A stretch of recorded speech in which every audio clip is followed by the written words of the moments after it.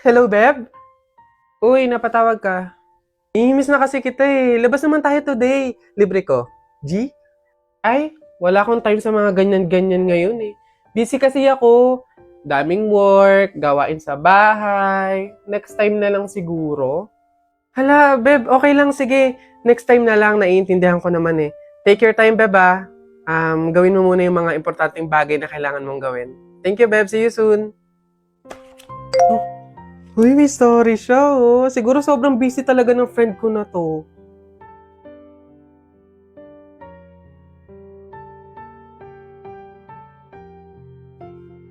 Akala ko busy siya.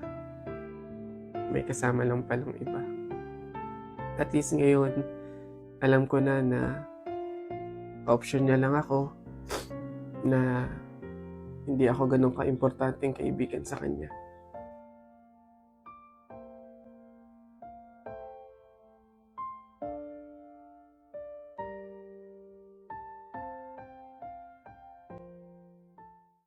Nakita ko nanay mo kumakain ng giniling. Sinapak ko gumiling-giling. Wala. For your information, pwet mong may lotion. Pag na-infection, congratulations! Pangit ito. Nakita ko nanay mo namamalimos. Binigyan ko ng piso. Gusto pa doon. O ako na, damit mo puti, shirt mo puti, amoyin mo kilikili mo, amoy dato puti! Yun na yun, o ito. Nakita ko nanay mo nasa bubong. Kung binato ko ng talong, shoot sa ilong! Sa flip, teka lang, meron pa. Hindi ako natakot sa bagyong Ondoy. Ha?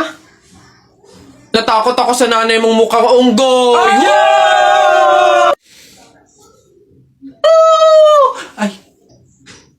Ay, Nay! Hoy, ikaw na bata ka! Ano yung pinagsasabi mo dito? Tungkol sa nanay niya, ha? Anak ko ito eh! So, ako yung sinasabihan mo, ha? Ay, ate Flor, ano po yun? Mga flip-top lang po yun. Mga joke-joke lang po, biro-biro lang po, hindi po totoo yun eh. Ako nakakapang-init ng ulo tong batang to. Nasaan yung nanay mo, ha? Sasabihin ko lahat ng sinabi mo sa akin. Ay, hindi po, ate Flor, wag po. Joke lang po yun, hindi na, mga biro-biro lang po, hindi naman po, totoo yun. Huwag po, ate Flor. Hoy, Aida, ano daw bang kinamatay? Aba, inatake daw sa puso. Condolence, Mare. Ayan eh. Hoy, ang lata na nga nung pagkakaluto ng sopas, wala pang rekado. Diyos ko po, tama ka. Kanina nga akala ko, Diyos ang ibibigay. Aba, tubig. Nagtitipid ata.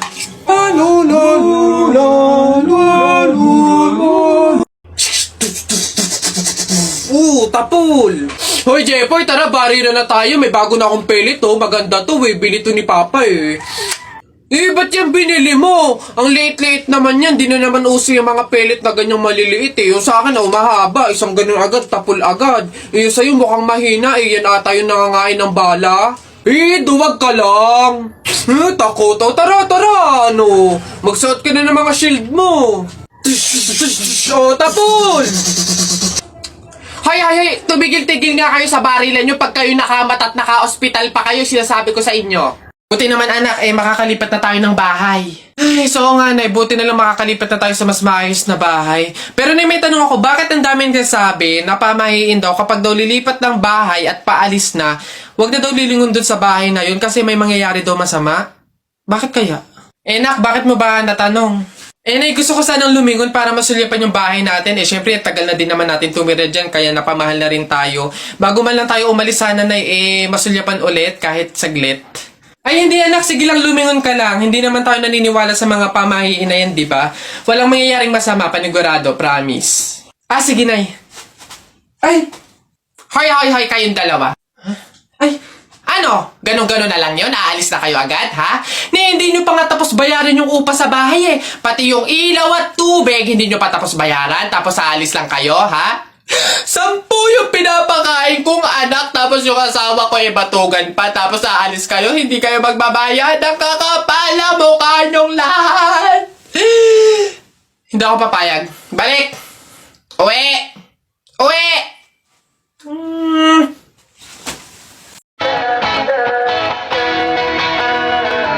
Alam mo ba, munti ka na sumuko ang puso ko sa paulit-ulit na pagkakataon na nasaktan na bigo. Mukhang delikado na naman ako. Bakit ba kinikilig na naman ako? Pero ngayon ay parang kakaiba.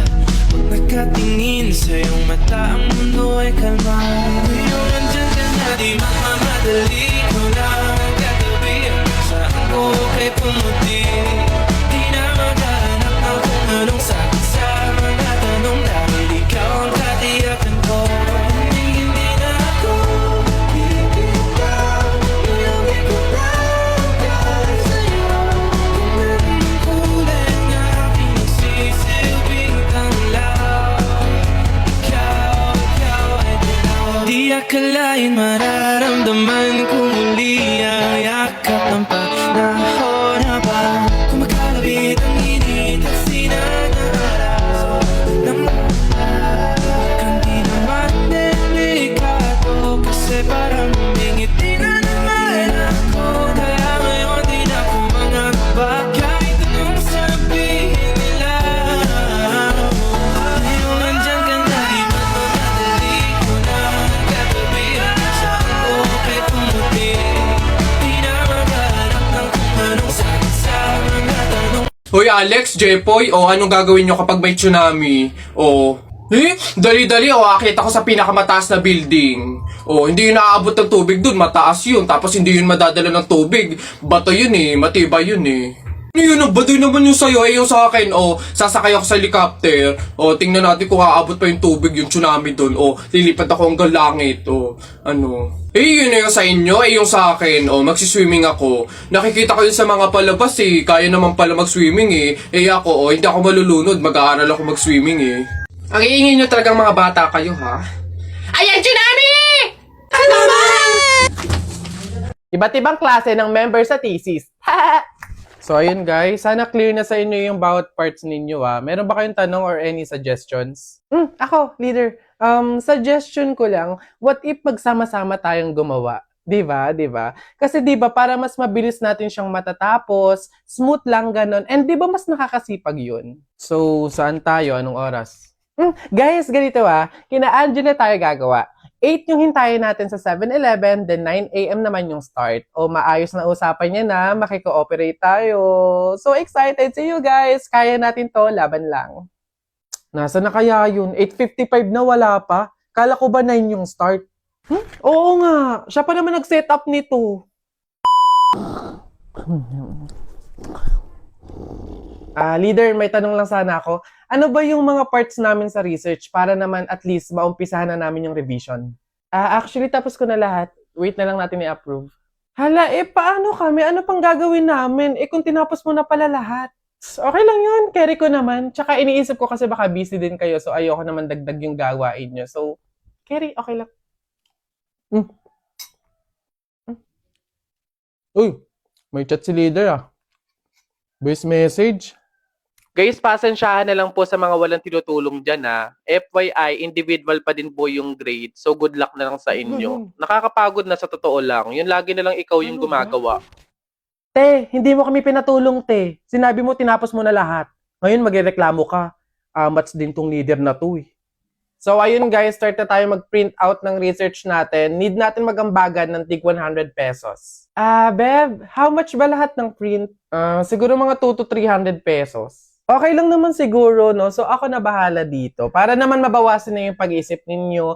And gets ko naman yung iba na medyo kapo. So ako na to. Ako na din bahala sa food ninyo, sa print out, book bind, and everything. Basta kayo na bahala sa buong papers ng finals.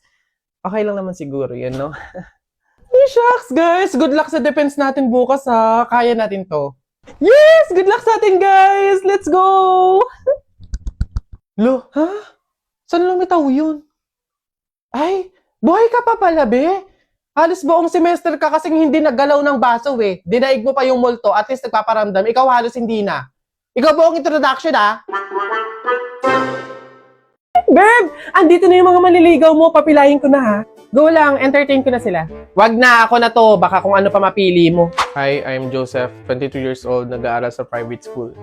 For sure, konyo ka. Fluent sa English. Mahihirapan pa yung friend ko sa communication, dudugo pa ilong. Next! I'm David, 25 years old, business owner, mayaman. Hindi pala hingi ang friend ko, so paano siya tatayo sa sarili niyang paa kung mayaman na yung partner niya? Next! Ayo! Next! Diyos ko, parang delikado pa yung buhay ng friend ko sa'yo. Hello po, I'm Christopher, 27 years old, move it driver po. Anong sabi mo, move it rider? Babe, eto na yung perfect sa'yo! At paano? Di ba commuter ka? Pasado, bago pasada sa move it! High standards ang mga riders dito.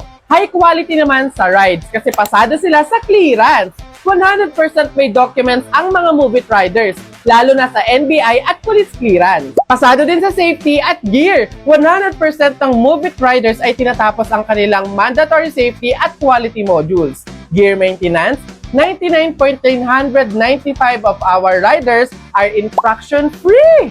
So ano, rides na tayo? Buka muna, papuntang puso ko. Ano ba? Colin. Yes, Jake, ano yan? Happy Valentine's Day. May sasabihin sana ako sa'yo eh. Go lang, ano ba yan? Huwag ka sanang magagalit pero crush kasi kita eh.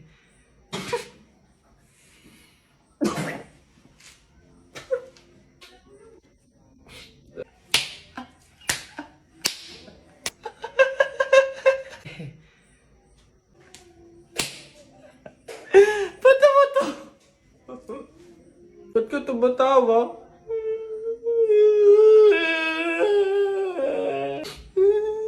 Babe! Ano yun? Ito na ang sasabihin ko na. Babe. Ano ba kasi yun? Buntis ako. Buntis ako. Huwag kang pilingera, hindi mangyayari yun. Wala kang karapatang magsabi ng ganyan. Wala kang kwenta. Grabe ka naman, panagutan mo naman ako. Babe, tigilan mo nga ako. Baka nakakalimutan mo, bakla ka.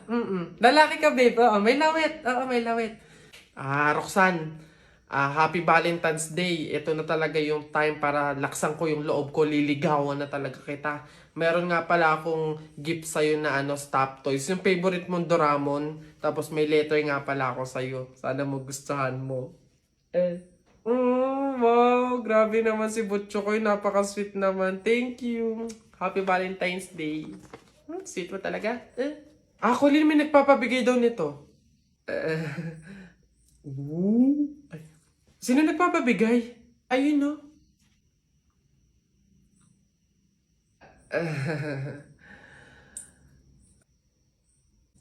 Butchokoy, hindi pa pala ako ready sa mga love life na yan, sa mga relationship na yan. Sakit lang yan sa ulo eh. Siguro, take time na lang muna, ganon. Tapos, kilalanin mo muna natin yung sarili natin. Tapos, focus pa kasi ako sa career ko, tsaka sa, sa pag-aaral, ganon.